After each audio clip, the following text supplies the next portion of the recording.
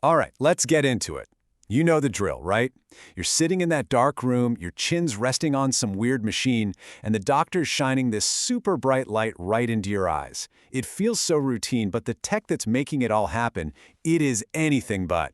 Today, we're going to pull back the curtain on the incredible physics behind your standard eye exam.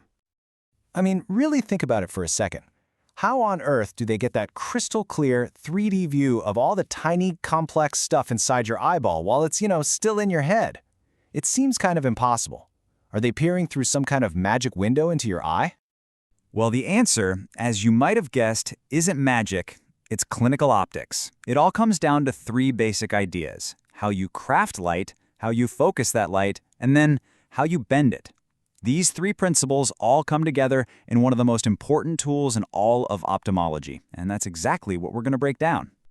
Okay, so first things first, it all starts with the light, but not just any old light from a lamp. To see inside the eye properly, you need to create a very specific and very, very controlled beam of light. So meet the hero of our story, the slit-lamp. Yep, that's the machine you rest your chin on.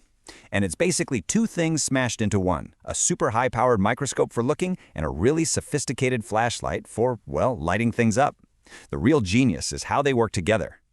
Let's see how this all clicks into place. The coaxial setup just means the light and the microscope are always pointing at the exact same spot. Super important. The magnification is intense. We're talking up to 25 times zoom. But the real game changer, the secret sauce, is that adjustable slit. By changing its shape, a doctor can create a razor-thin beam of light, effectively creating an optical slice through the different layers of your eye, one at a time. It's amazing. And because it's a binocular microscope, meaning two eyepieces, the doctor gets a true 3D stereoscopic view. This is absolutely critical. It's what lets them judge depth to see if a little floater is near the front of your eye or way back on the retina surface. Okay, so we've got our perfect little beam of light. But now we have to get that light focused exactly where it needs to go, without any weird shadows or distortions messing things up. That is the job of the condenser system. Now, this is a really key distinction, because there are actually two sets of lenses doing two different jobs here. First, the slit lamp's own built-in condensers are all about shaping the light that's going into your eye. But then the doctor holds up that separate little lens you see. That second lens grabs the light coming out of your eye to create a tiny floating image of your retina in the air, an image for the microscope to look at. So two totally different but equally important jobs. So how do they get that light so perfectly even and free of shadows? Well, the secret is this brilliant principle called Koehler illumination.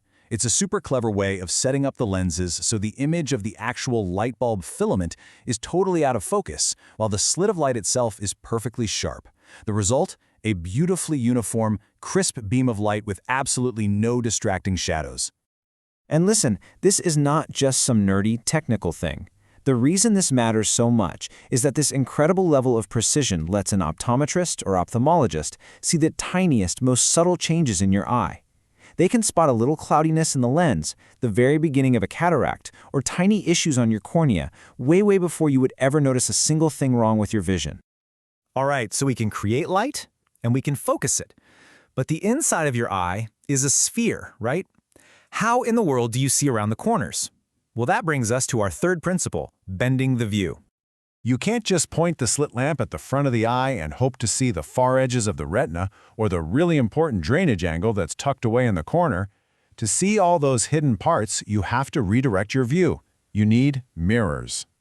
And the solution is a brilliant device like the famous Goldman 3-mirror lens, which they gently place on the surface of your eye. It's not just one mirror, it's a whole system of them, and each one is tilted at a very precise angle. As the doctor rotates this little lens, each mirror pops a different view into sight. One angle shows the anterior chamber, another shows the peripheral retina, and a third lets them see the extreme outer edges. It's just an ingenious way to get a complete 360-degree view of the inside. Okay, so let's put this whole thing together. We've got our three core principles, right? We've got the lamp optics, the condenser systems, and the mirror angles. So how do they combine to turn a simple beam of light into a life-saving diagnosis? It really is a beautiful, logical flow. First, the slit lamp creates that perfect, controllable beam of light. Second, the condenser system uses Koehler illumination to focus it for ultimate clarity. Third, those little mirrors redirect that light so you can explore every single nook and cranny. And what's the result of all that? The fourth and final step. The doctor gets to observe a crystal clear, magnified 3D image, and they can make a diagnosis with real confidence. So, what this all boils down to is that it's not just about cool tech for tech's sake. It's about how these fundamental laws of physics, reflection, refraction, illumination, are all harnessed to create a tool that is absolutely vital for saving people's sight. It really is the perfect marriage of pure science and practical medicine. So the next time you find yourself sitting behind that slit lamp, maybe you'll see it a little differently. Not as just some weird, intimidating machine, but as an incredible piece of applied physics. And it kind of leaves you with a question, doesn't it? What other hidden science is at work all around us, just waiting for us to notice?